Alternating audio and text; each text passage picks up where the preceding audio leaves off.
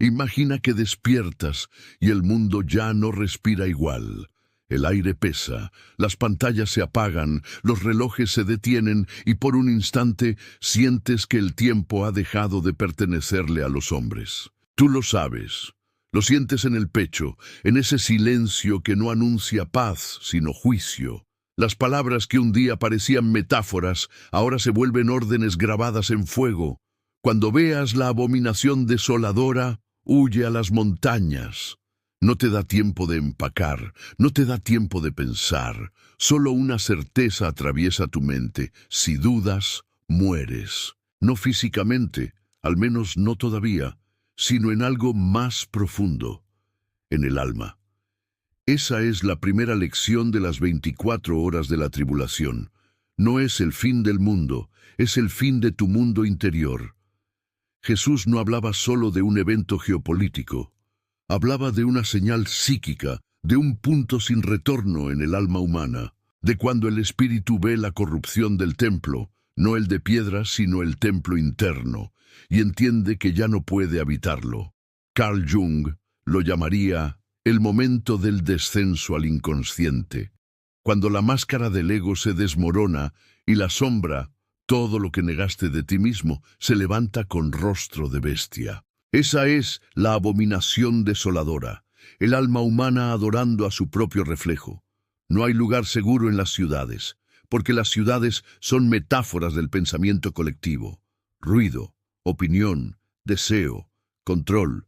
Por eso Jesús dice, huye a las montañas, porque las montañas no son geografía, son símbolo, representan el ascenso interior, la búsqueda del silencio, el regreso a lo alto. ¿Y tú? ¿A dónde huirías si todo lo que conoces se derrumba? ¿A quién obedecerías cuando cada voz del mundo grite una dirección distinta? Porque en la tribulación, el peligro no será el fuego, ni la guerra, ni la ruina. Será la duda. Y solo quienes escuchen la voz que susurra por dentro, no la que grita afuera, sabrán hacia dónde correr. En las primeras 24 horas, no vencerá el más fuerte ni el más sabio. Vencerá quien recuerde lo que significa estar despierto. Hay una verdad que casi nadie quiere escuchar. Cuando la tribulación comience, no habrá aviso. No habrá trompetas, ni titulares, ni mensajes en redes. Solo un cambio imperceptible en el aire, un ruido sutil en el alma, como si algo invisible hubiese tomado posesión del mundo. Jesús lo advirtió con una precisión que atraviesa los siglos. Cuando veas la señal, no vuelvas a tu casa, no tomes tus cosas, no regreses por nada. Porque en el instante en que miras atrás, ya eres parte del sistema del que intentabas escapar. Y sin embargo, la mayoría no lo creerá. Seguirán discutiendo, esperando una confirmación externa, mientras las puertas del espíritu se cierran una a una. Ahí está el engaño. Pensar que todavía hay tiempo. Pensar que la tribulación será un espectáculo global, cuando en realidad comienza dentro de ti, silenciosamente.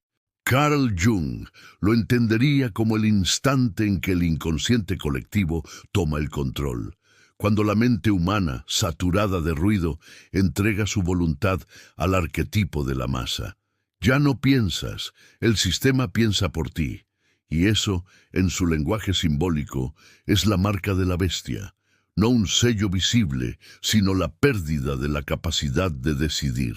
Jesús dice, huye, pero Jung te diría, despierta. Ambos hablan del mismo acto, romper la identificación con el monstruo interior que adora el miedo. Las primeras 24 horas son decisivas porque separan a los que esperan señales de los que reconocen el momento. No con los ojos, sino con la conciencia. Muchos no huirán porque creerán que tienen control. Querrán proteger lo que poseen, defender su reputación, guardar su lugar en el mundo. Pero la tribulación no se lleva lo que tienes. Se lleva lo que eres cuando ya no tienes nada. Y mientras tú dudas, el sistema avanza, te ofrecerá seguridad, alimento, confort. Pero a cambio, pedirá tu obediencia. Y cuando la mente obedece por miedo, el alma comienza a morir.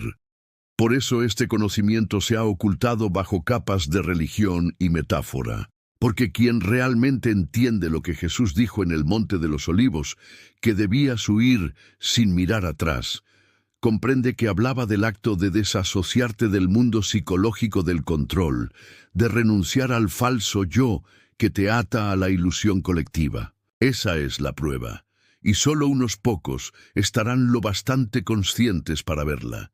Te han enseñado que la tribulación es un evento externo, guerras, caos, oscuridad, pero el verdadero campo de batalla no está fuera, está dentro.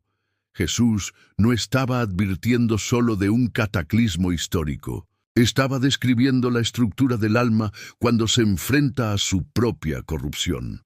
La abominación desoladora no es un ídolo en un templo de piedra, es el ego entronizado en el santuario interior. Es cuando el yo se proclama Dios y exige adoración. Ahí comienza la tribulación. Cuando confundes tu identidad con tu imagen, cuando la máscara toma el lugar del espíritu, cuando la sombra, todo lo que negaste, se sienta en el trono de tu mente y dice, yo soy tú. Carl Jung lo vio con claridad brutal.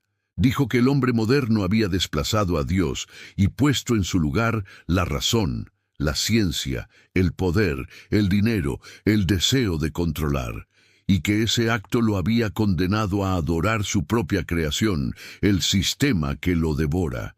Esa es la abominación, el alma rendida ante el reflejo del ego, cuando el templo del espíritu se vuelve un centro comercial, cuando lo sagrado se reemplaza por lo rentable, cuando ya no buscas sentido sino validación. Jesús dijo, cuando veas eso, huye. Pero la huida no es física, no es correr al monte con tus pertenencias, es soltar las estructuras mentales donde el ego reina, es abandonar el templo de la vanidad interior y refugiarte en el silencio. El monte representa la conciencia elevada. El desierto, el vacío fértil donde la voluntad se renueva. Ambos son metáforas de un mismo proceso, la individuación, el viaje del alma hacia su totalidad. Y en ese sentido, Jesús y Jung hablan el mismo idioma. Jesús dice, renuncia a ti mismo. Jung dice, integra tu sombra. Ambos te invitan a morir simbólicamente para nacer consciente. La gran idea, la que nadie quiere aceptar, es que la tribulación es el espejo final. No vendrá a destruirte, sino a revelarte, a mostrarte qué parte de ti adoraba al anticristo psicológico. Esa mente que no soporta el silencio, que necesita tener razón, que teme perder su dominio sobre ti. Cuando entiendes eso, la profecía deja de ser terror, se convierte en mapa. El Apocalipsis deja de ser destrucción, se transforma en proceso de purificación. La señal de la abominación no es un suceso lejano, es el instante en que te das cuenta de que has adorado tu propio miedo. Y el primer acto de salvación es simple pero radical, huir de ti mismo, no físicamente, sino del tú que creaste para sobrevivir, el tú que teme el juicio, pero nunca se mira, el tú que reza, pero no despierta. Solo entonces comienza la verdadera huida.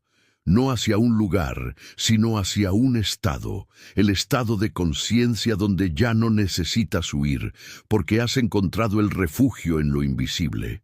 Cuando Jesús dijo, huye a las montañas, no estaba trazando una ruta de escape, sino un mapa psicológico. La montaña representa el esfuerzo interior de subir por encima del ruido mental, de elevar la conciencia más allá del miedo y del deseo. Cada paso hacia arriba es una renuncia, a la comodidad, a la opinión, al control. Pocos la escalan, porque para ascender hay que soltar peso, y el ego está hecho de cosas que pesan, orgullo, culpa, historia. Carl Jung escribió que el alma se eleva cuando desciende primero a sus profundidades, y ahí está el misterio. Antes de subir a la montaña, debes enfrentarte a tu abismo. Ese descenso es la primera fase del despertar. El ascenso no es un movimiento físico, es una comprensión silenciosa. La montaña es el símbolo del alma que recuerda quién es y no busca salvar el cuerpo, sino preservar la conciencia. El Apocalipsis menciona un lugar preparado por Dios, un refugio en el desierto donde el alma es protegida del dragón. Muchos imaginan ese desierto como un territorio remoto, pero en realidad es un espacio interno, un silencio entre pensamientos. El desierto es donde el ruido del mundo no puede seguirte. Ahí no hay señales, ni validación, ni aprobación. Solo la voz interior, la misma que se ahoga cuando el alma está distraída. Jung decía que quien soporta la soledad del alma entra en contacto con lo divino que habita en el inconsciente. Ese es el sentido del retiro. No escapar del mundo, sino del ruido que lo habita dentro de ti. El desierto no te promete consuelo, te promete transformación, porque ahí no se sobrevive con certezas, solo con fe en que lo invisible te guía incluso cuando no entiendes el camino. Muchos temen la marca de la bestia como un símbolo material, pero el verdadero sello se imprime en la mente. Es la obediencia inconsciente al miedo colectivo, la necesidad de pertenecer aunque eso cueste el alma. Cuando te dejas definir por lo que otros piensan, cuando tu valor depende de la aprobación, ya llevas la marca, aunque no sea visible. Jesús advirtió que llegaría un tiempo en que nadie podría comprar ni vender sin ese sello. Y en el lenguaje de Jung, eso significa algo profundo, cuando el alma deja de tener valor si no se somete al sistema. La verdadera libertad comienza cuando eliges ser fiel a tu conciencia, incluso si el mundo entero decide lo contrario. Esa es la guerra invisible, entre la mente que obedece al miedo y el espíritu que sigue la voz interior. Jung llamó sombra al conjunto de todo lo que negamos de nosotros. Jesús llamó abominación desoladora al momento en que eso oculto toma el altar. Ambos describen el mismo fenómeno, la inversión del orden interior. Cuando lo inferior domina lo superior, cuando lo instintivo sustituye lo espiritual, cuando la mente adora lo que debería trascender, el alma se vuelve desierta. Ver esa abominación dentro de uno mismo es devastador, pero también es el comienzo de la redención, porque solo puedes huir de un lugar cuando sabes que estás en él. La conciencia del mal es el primer paso hacia el bien. Las palabras de Jesús no terminan en el miedo, sino en la promesa. El que huye, vive. El que obedece la voz interior será guardado, no porque escape físicamente, sino porque se traslada a otro nivel de conciencia. Jung lo llamaría la unión del yo con el self. El momento en que el alma deja de identificarse con el caos y se reconoce como parte del orden divino. En ese instante, el anticristo interior pierde poder, porque ya no hay nadie que lo adore. El miedo se disuelve y en su lugar surge la comprensión. La tribulación, entonces, no destruye, revela lo que ya estaba muerto y hace nacer lo que debía vivir. Al principio, todo es miedo, no miedo al castigo, sino miedo a perder lo conocido. El ser humano teme más al vacío que al infierno, porque en el vacío no hay certezas, ni nombres, ni promesas, solo silencio. Por eso Jesús dijo, no mires atrás, porque mirar atrás es intentar recuperar el pasado, cuando el alma ya fue llamada a nacer de nuevo. Y cada vez que eliges la nostalgia sobre la transformación, te encadenas a un mundo que se está desmoronando. La tribulación, entonces, no es una condena, es el parto del alma. El dolor no es castigo, es apertura. El caos no es ruina, es proceso de creación. Carl Jung lo comprendió mejor que nadie. Uno no alcanza la iluminación imaginando figuras de luz, sino haciendo consciente la oscuridad. Esa es la travesía. El alma no se salva huyendo del mal, sino integrando su sombra, viéndola, abrazándola, hasta que deja de gobernarla desde la oscuridad. Cada alma, en las primeras 24 horas de su propia tribulación, sentirá ese llamado, destruir o despertar, y ambas cosas parecen lo mismo desde fuera. Pero hay una diferencia invisible. Uno lo hace desde el miedo, el otro desde la fe. El miedo te hace obedecer, la fe te hace avanzar, el miedo busca refugio. La fe se convierte en refugio, y aquí se revela el secreto que une a Jesús con Jung. Ambos sabían que la salvación no ocurre en el futuro, sino en el instante en que el alma elige ver con los ojos del Espíritu.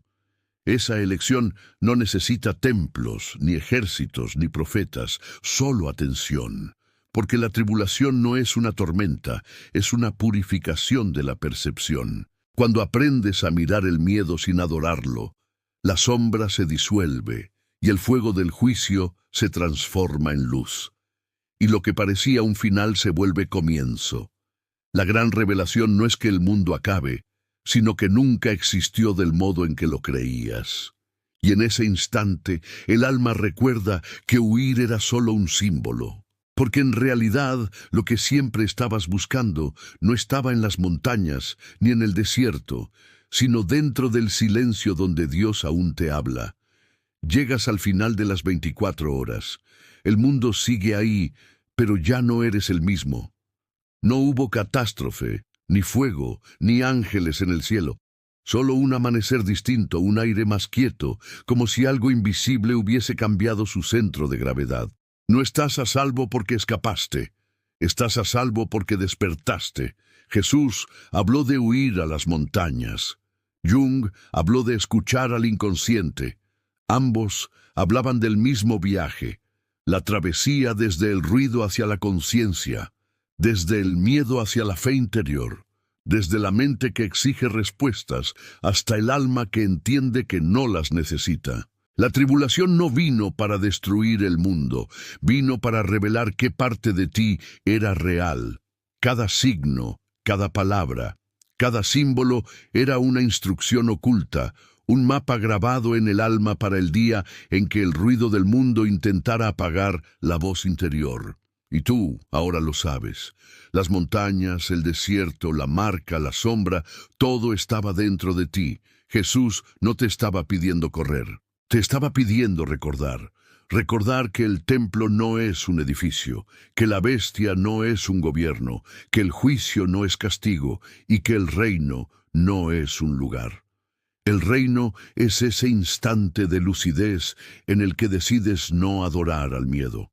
Carl Jung lo llamó individuación, Jesús lo llamó renacimiento. Y ambos sabían que pocos llegarían, porque requiere morir antes de morir, dejar atrás la mente colectiva y sus ídolos y volver al centro, donde la voz de Dios no grita, susurra. La tribulación termina cuando dejas de buscar señales externas y descubres que la verdadera señal siempre estuvo en ti. Esa conciencia silenciosa que observa sin juzgar, que permanece cuando todo se derrumba. Y entonces entiendes, no había nada que temer. El fin del mundo nunca fue un evento, fue una comprensión. El fin del mundo es el fin del ego, y lo que viene después ya no pertenece al tiempo. Cuando todo se apaga afuera, el que aún escucha adentro ya está a salvo.